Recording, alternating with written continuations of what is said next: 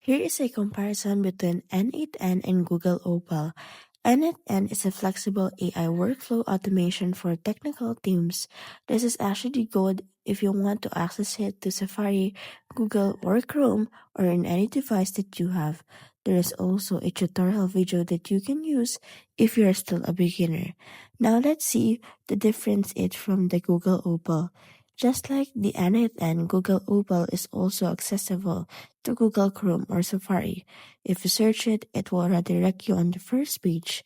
Now, Google Opal is good for build, edit, and share mini AI apps using natural language. This is actually also good for beginner-friendly AI uses. Now, here's a table for the correct comparison. For the primary use case, n8n is more complex and multi-step workflow automation and custom AI, while Google Opal is an AI app creation for non-technical users.